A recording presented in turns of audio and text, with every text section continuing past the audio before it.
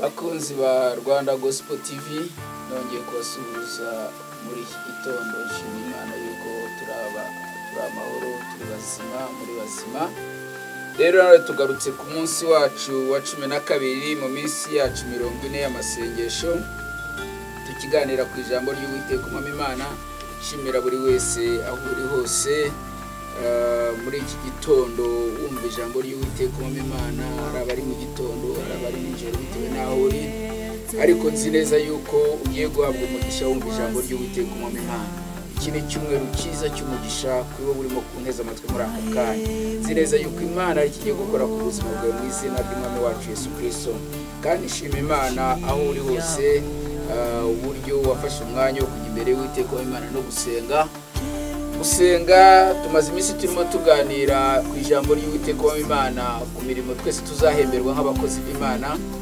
Ngira ngo iki cyumweru ndaza nanone kongera ninjire mu nyishorane zo kubohoka. Nifuza yuko ubuzima bwawe bwabohoka. Ntabwo ukiboshye ntabwo ushobora gusenga, ntabwo ukiboshye ibyo ukora ntabwo ushobora kubonaho umusaruro, ntabwo ukiboshye ushobora kubona kugira neza kw'Imana, ushobora kumva Imana. Haleluya! Niyo mpamvu uyu munsi niza nashidikanye yuko Imana igiye kuguha umugisha. Reka dusome icyanditswe kiri muri Yesaya ibice byaho 65 umurongo waho wa 6. Haravuga ngo dore ibyo biranditswe imbere yanjye, sinzabyihorera ahubwo nzabyitura, ni koko nzabibitura bigere ku mitima yabo. Umurongo wa 7, gukiranirwa kwanyu bwanyu n'ukw'abasogokuruza wanyu nzakubiturira hamwe, ni ko Uwiteka avuga. Bakoraga ibiki rero? Boserezaga imibavu ku misozi, bakantukishiriza ku dusozi. Nicyo gituma nzabitura ibikwiriye ibyo bakoze, bikagera ku mitima yabo. Amen. Ndagushimiye Uwiteka Nyiringabo, mwami w'abami. Ngushimiye nanone igitondo cyiza cy'umugisha, ngiye kuganira n'ubwoko bwawe ijambo ryawe. Unyemerere kugira ngo ribabere ry'umugisha, kandi ugiye kuryumva wese ntasigare uko yarari, mu izina rya Yesu. Amen. Ijambo ry'Uwiteka umwami Imana rinyura mu kanwa k'umuhanuzi Yesaya. Aravuga ngo dore ibyo biranditswe imbere yanjye, kandi sinzabyihorera.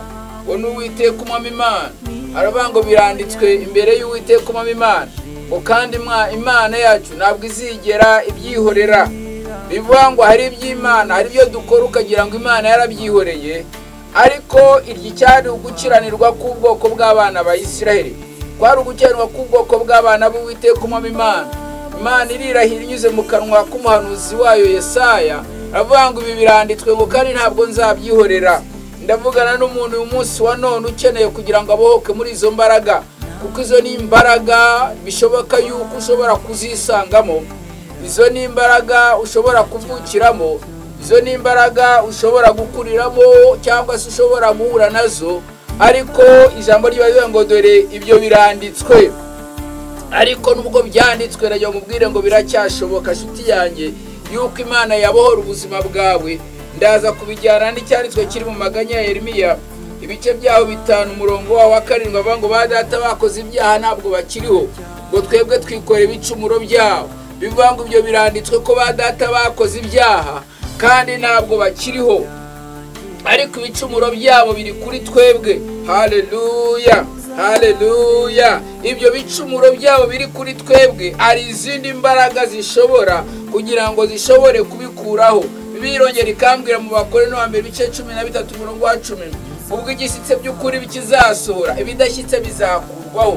Bivuze ngo rero ibyo byose turimo twikoreye, ibyo byose tubona tunyuramo, ibyo byose tubona ku ngaruka z'ibyaha by'abatubanjirije, ejye mubwire ngo Imana yacu ishobora kubidukuraho, ariko nta handi tujya tubikurirwaho uretse muri Yesu honyine gusa. Muri Yesu honyine niho tubonera ubwo buzima bwo gukira, bwo kuvanwaho, bwo gukurwaho ibyo byose twikoreye. Haleluya.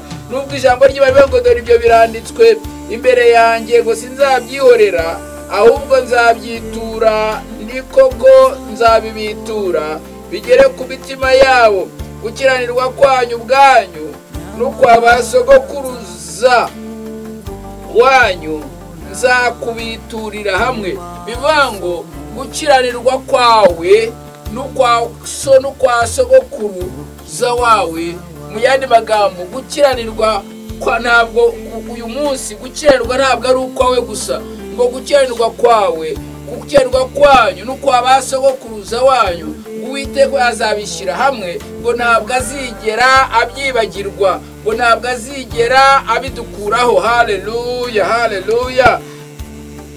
Ene data uneze amatwi umunsi wa none, birashoboka ko uri munyura mu ngaruka zo gukiranirwa kwa ba sogokuruza wacu, birashoboka ko uri munyura mu ngaruka zo gukiranirwa kw'ibyo twabayemo, birashoboka ko urimo gukiranirwa kuko wavutse, ariko ngufitiye inkuru nziza. Ndashaka kuguhumuriza uyu munsi wa none. Reka usome n'icyo cyanditswe kiri mu maganya ya Yeremiya ibice byaho 5 umurongo waho wa mbere avuga ngo Uwiteka ibuka ibyaduteye, itegereze kandi urebe gukorwa n'isoni kwacu. Haleluya. Hano maganya bavuga ngo Uwiteka yibuke ibyaduteye, yibuke kandi yitegereze kandi arebe gukorwa n'isoni kwacu. Ndavugana n'umuntu umunsi urimo gukorwa n'isoni, urimo wisanga ahantu akibaza ngo se byagenze gute, ese bimeze gute, kuki bimeze gutya. Nagiye ngubwire ngo ahangaha ijambo ry'Imana tuvuga ngo Uwiteka yibuka ibyaduteye. Ndagira ngo muri aya masengesho wibutse Uwiteka, wereke Uwiteka ibyaguteye. Haleluya, haleluya. Murongo wakavanga umwandu wacu wahindutse uw'abanyamahanga, n'amazu yacu yabaye ay'ababimukira. Bivuga ngo twari abanyamugisha, twari dufite umugisha, ariko kubera akavukire yacu, ariko kubera aho twavukiye, ariko kubera aho twakuriye, uyu munsi turimo turisanga turi ahantu rebondoroboko shakataya bababa, turimo turisanga mu ntambara, turimo turisanga mu magarara, turimo turisanga mu nzangano, turimo turisanga mu bukene budashira, turimo turisanga dukora ibyaha, turimo turisanga ibyaha mu bana bacu, kubera yuko basogokuruza nubwo batakiriho, ariko ijambo ry'Imana rivuga ngo ibyo byaranditswe, ibyo biranditswe kugira ngo bishobore birimo bitugaruka bitugiraho ingaruka. Haleluya. Murongo wa 3 ngo turi imfubyi ntitugira ababyeyi, ba mama bameze nk'abapfakazi, tunywa amazi tuguze, inkwi zacu tuzibona dutanze ibiguzi. Haleluya. Izo zose ni ingaruka. Haleluya. Ndagira ngo nongere ngusubize inyuma nkwibutse ngo tunywa amazi tuguze. Ninde unywa amazi ataguze? Kera mwari muzi mu myaka yashize, mwari muzi kujya mu bibaya mukavoma cyangwa mu migezi mukavoma amasoko, ariko muzi tunywa amazi tuguze. Ni iterambere yego, ariko nagiye ngubwire shuti yanjye ni n'ingaruka y'ibihe turimo, kuko ijambo ry'Imana yatubwiye ngo tunywa amazi tuguze, inkwi zacu tuzibona dutanze ibiguzi. Inkwi nizo dutekesha, tuzibona dutanze ibiguzi. Wenda bari mu mujyi nabo ntibabyumva neza, ariko ayo ngubwire ngo mu mujyi bo barabizi ko bagura inkwi. Wenda mu cyaro kera bajyaga kutashya bakajya mu mashyamba, ayo mashyamba naho akiri, naho yabari afite nayo ubudahangarwa, nayo yararinzwe, ntabwo yafata uko wiboneye. Kubera iki? Ibyo byose ni ingaruka zo gukiranirwa kwa ba sogokuruza bacu. Haleluya. Tunywa amazi tuguze. Amaganya Yeremiya 5:4 tunywa amazi tuguze, inkwi zacu tuzibona dutanze ibiguzi. Abatwirukana batuguye ku majosi, turarembye kandi ntidufite akito ko kuruhuka. Ukuboko twaguhaye abanyegiputa nabo muri Ashuri kugira ngo tubone ibyo kurya biduhagije. Ngo nta ukuboko twaguhaye abanyegiputa kwe ngo tubone ibyo kurya biduhagije. Iyo ni imiruho tuhuye muri iyi si. Abenshi turabona ngo niko byari bisanzwe, abandi ngo niko byahoze. Ariko reka nkubwire shuti yanjye, ndira ngo ni mu gitabo cy'itangiye bavuga ngo hindukira ureba aho uhagaze. Haleluya. Natwe nagiye nkubwire ngo twihindukire, twisuzume, turebe idutera aho bituruka, turebe idutera aho biva. Niyo mpamvu nari murongo wa 7 ukavuga ngo ba data dore inkomoko yabyo, ba data bakoze ibyaha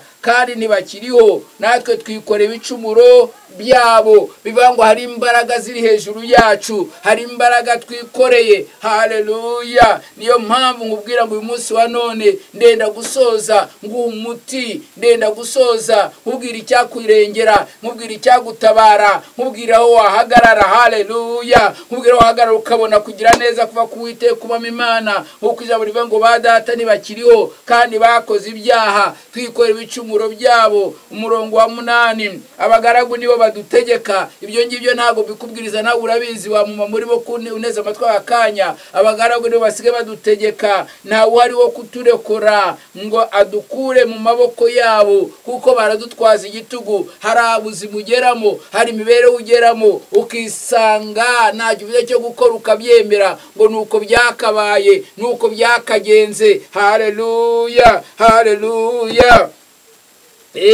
ngo natwe twikora ibicumuro byabo. Abagaragu nibo badutegeka, ntawe ari wo kuturokora ngo adukure mu maboko yabo. Ibyo kurya tubibona duhaza amagara kubw'inkota yo mu butayu, umubiri wacu urirabura n'inkuw'inkono bitewe n'inzara yatwokamye. Haleluya! ubwo n'ubuzima tubayemo, yo n'imibereho tubayemo bibirimo kugaragaza. Ariko ndashaka kukubwira ngo dufite umucunguzi, dufite uwaturengera, dufite uwaturwanirira. Niyo mpamvu nkubwira ngo nuhindukira Uwiteka kubamo Imana, arakubwira ngo nimugaruka nzabagarukira. Reka twizere umwami Yesu, niwe wadukura muri izo mbaraga, niwe wadukura muri ubwo bubata, niwe wadukura muri iyo karande, niwe wadukura muri iyo myuka. Nshuti yanjye uneza amatwi muri aka kanya, Yesaya arongera akabivuga neza mu gice cyaho cya 40 ngo nimuhumurize abantu banjye, mubahumurize, mubabwire iby'ururutse umutima wari uhagaze, umutima wawe wari ukuremereyeho, haba wari ufite igisubizo. Ariko umunsi wa none gwino dusengane. Igisubizo nta kindi nuko tujya imbere Uwiteka kubamo Imana, tukinginga Imana, tukaririra Imana. Bibiliya ivuga ngo hari kurira kwararira umuntu, bwaki impundu zikavuga. Rero muri iki gitondo hari imbaraga zibohora. Bibiliya ambwira neza ngo abamwiringira ntajya bakoze isoni, abamushakana umwete abo bazamubona. Reka twitange imbere Uwiteka kubamo Imana, tugarukira Imana. Imana itewe kutubohora muri izo mbaraga, Imana itewe kutubohora muri ubwo buzima ndetse n'iyo mibereho wari umazemo igihe. Yewe inshuti yanjye urimo kunyumva, iyi ni imibereho ubamwo, ukazayisigira abana bawe, ukazayisigira abuzukuru bawe. Ubuzima bw'umuryango ukazisanga busa nkaho umuryango wazimye,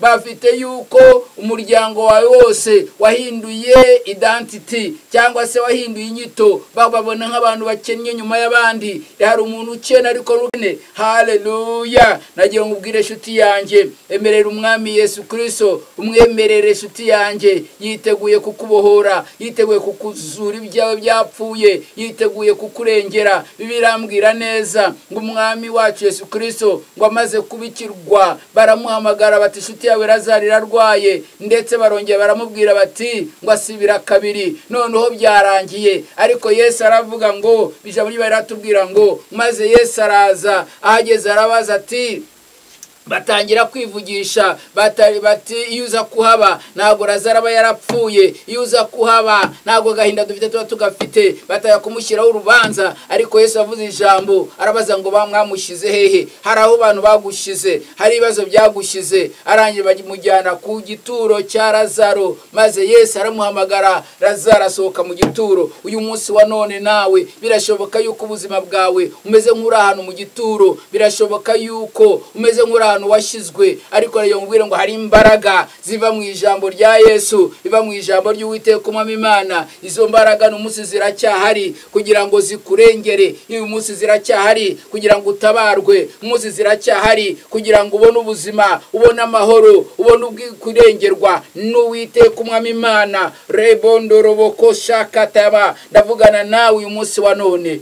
Ni iki kikuboshye? n'ibiki bikuboshye n'ibiki bikunanije ni umuvumo wo mu muryango ni ugukiranirwa kwawe n'ibyaha wavukiyemo nagira ngo nkubwire ngo subiramo aya magambo uti mwami Yesu uyu munsi wa none ndakiriye Yesu umwami n'umukiza w'ubugingo bwanjye ambabarira ibyaha n'ibicumuro byanjye byose amazina yanjye akore mu gitabo cy'abarimbuka ayashye mu gitabo cyawo ubugingo buhoraho guhera umunsi ndakijijwe kandi mbaye umwana wawe wowe watuye amagambo uyu munsi wa none giye kugusengera mana nziza nyiri cyubahiro birashoboka yuko uyu mwana wawe yararushye yararemerewe ariko aravuze ngo abarushye n'abaremerewe nibaze bagusanga uzabaruhura mwami wanjye nyiri ngabo muruhure kuri umunsi muruhure mu mbaraga z'abarozi muruhure mu mbaraga z'abapfumu muruhure mu byaha muruhure mu bimuteye mu izina rya Yesu abe muzima guhera uyu munsi n'iteka ryose mu izina rya Yesu amen. Turimo turasenga turimo turajya imbere y'Imana kandi nzireza yuko izi nyisho ziraza kukubohora zirabohora ubuzima bwawe mu izina rya Yesu. Niba ushaka telefone yanjye ni 0788 43 43 00 85 0788 43 00 85. Imana yo mu ijuru iguha umugisha kandi ukomeze kuriheza inyigisho ndabizi neza yuko kuri munsi wa 12 uraza kukubera umugisha mu izina rya Yesu amen. Turabakunda cyane Imana iduhana umugisha.